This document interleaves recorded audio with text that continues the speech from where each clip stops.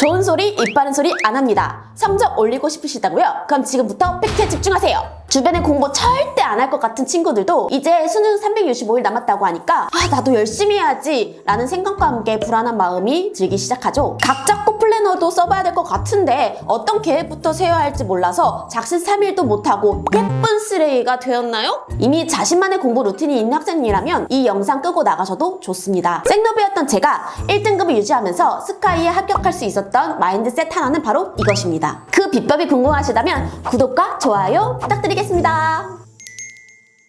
바로 망하는 법을 알자입니다. 다른 선생님들은 실패하지 않는 성공하는 법만 따라가라고 하시는데 망하는 법이라니요. 보통 성적을 올리는 성공적인 학습법에만 관심을 가지죠. 하지만 저는 실력이나 성적을 올리는 방법으로 크게 성공의 축과 실패의 축 이렇게 두 축을 고려해야 한다고 생각합니다. 성공의 축엔 계속해서 나를 공부하게 하는 좋은 습관이 해당됩니다. 앉아있는 공부 체력을 기르기 위해 30분 홈트를 한다든지 규칙적으로 잠을 잔다든지 이런 좋은 습관 하나를 하기 시작하면 계속해서 또 다른 습관들도 끌어들이는 선순환 효과가 일어납니다. 실패의 축엔 공부하지 못하게 하는 나쁜 습관들이 해당됩니다. 공부가 안 돼서 휴대폰을 들게 되고 쇼츠 하나만 보자는 마음으로 잠깐 유튜브를 봤는데 화장실 가고 싶어서 시계를 봤더니 어마어마어마 2~3시간씩 유튜브를 보고 있네? 현타 온다. 하지만 다음날도 일어나서 잠 깬다는 명분으로 또 유튜브를 보고 있는 너? 우선 이 두 축 중 하나만 집중적으로 고치려고 해봅시다. 특히 이제 정신 차려서 공부하는 친구들이나 생도배들은 잘하는 것도 잘하게 하는 것도 중요하지만 그 전에 망하는 법을 알고 그리고 망하는 법만 피하자라는 마인드에 집중해봅시다. 이 마인드셋만 이해한다면 플래너를 짜지 않고도 성적을 올릴 수 있습니다. 일단 아무것도 모르는 상태에서 성공층에만 집중한다면 뱁새가 황새 따라가면 가라에 찢어지는 상황이 발생할 수 있습니다.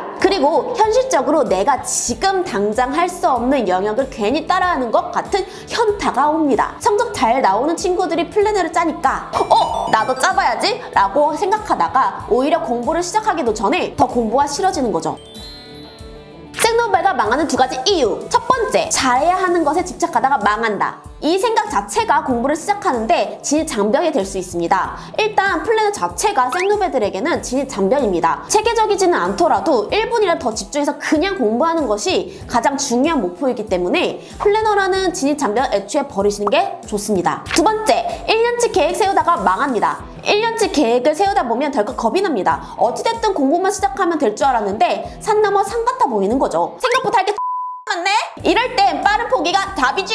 어차피 지금 찔끔찔끔 시작해서 저걸 정복할 수 있겠어? 라는 자기 의심이 들기 시작하는 거죠. 그러니까 무조건 잘하려고 하지 말고 나를 망하게 하는 딱 두 가지를 정한 뒤 2주간 그것만 안 하려고 해보세요. 그럼 생노배들을 망하게 하는 원인은 무엇일까요? 첫 번째, 핸드폰. 계획을 열심히 짜놓고 그 다음 핸드폰으로 유튜브 보고 하루 끝내는 학생들이 진짜 많습니다. 아마 찔리시나요?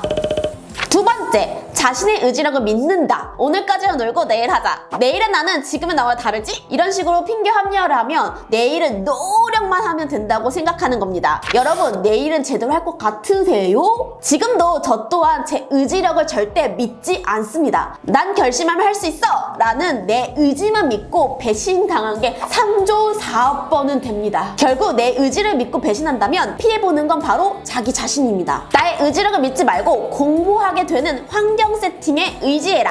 우리를 망하게 하는 핸드폰을 최대한 쓰지 못하는 환경을 만들어 보세요. 핸드폰을 수거하는 스터디 카페를 간다든지 아니면 독서실 사물함에 넣어놓고 저녁 동안 딱 4시간만 공부한다든지 이렇게 핸드폰과 거리를 두게 만드는 환경을 만드세요. 최대한 나를 망하게 하는 것에 접근 과정을 불편하게 만들어서 한 번이라도 핸드폰을 덜 보게 만드는 것이 포인트입니다. 이게 얼마나 중요하냐고요? 요즘 대치도 학생들은 아예 돈 내고 핸드폰을 수거하는 스터디 카페까지 찾는답니다. 나는 핸드폰이 있어도 잘할 수 있다? 라고요? 그것 자체가 내 의지력을 믿는 것입니다. 솔까 저조차도 핸드폰이 눈앞에 있으면 무의식적으로 유튜브나 인스타를 볼거리 있나 껐다 켜보고 카톡 온 게 있나 없나 괜히 한 번 더 확인해보고 지금 저라도 그러는데 공부할 때 폰은 방해되는 거 100% 맞습니다. 또 공부하는 공간이 공부를 망하게 하는 것이 아닌지 살펴보세요. 지금도 저를 가장 망하게 하는 곳은 바로 집입니다. 집에서 공부하게 되면 솔까 옷부터 편하게 입게 되고 남의 시선을 신경 쓸 필요가 없습니다. 없으니 자동적으로 마음이 편해질 수밖에 없습니다. 그렇게 긴장 1도 없는 채로 책상에 잠깐 앉아있다가 결국 또 핸드폰만 하다가 하루 끝난다면 바로 나를 나태하게 만드는 곳에서부터 하루빨리 벗어나야 합니다. 도망쳐! 차라리 뭔가 마음을 불편하더라도 공부할 수밖에 없는 환경이 있다면 그곳을 찾아가야 합니다. 나를 망하게 하는 것이 무엇인지 알려주는 시그널에 반응하자. 오늘의 나는 설렁설렁 공부해서 제대로 안 됐지만 내일의 나는 꼭 집중할 거야 라고 생각하고 있나요? 이 말 자체가 나를 망하게 하는 것이 무엇인지 알려주는 시그널입니다. 기억하세요. 오늘은 망했지만 내일의 나는 잘할 거야 라고 생각하는 순간 오늘의 나를 망하게 한 것부터 벗어날 수 있는 방법을 고민해야 합니다. 정리하자면 나를 망하게 하는 두 가지만 딱 찾고 그 두 가지를 안 할 수 있는 환경을 조성해보세요. 그 망하게 하는 것을 단순히 안 하겠다라는 나의 의지력에 제발 절대 기대지 마세요. 나를 제일 망하게 하는 것은 자신의 의지력에 기대고 있는 본인일 것입니다. 수능 디데이 365일을 시작한 여러분이 제일 고민도 많고 수능을 준비하면서 많은 혼란을 겪게 될 것입니다.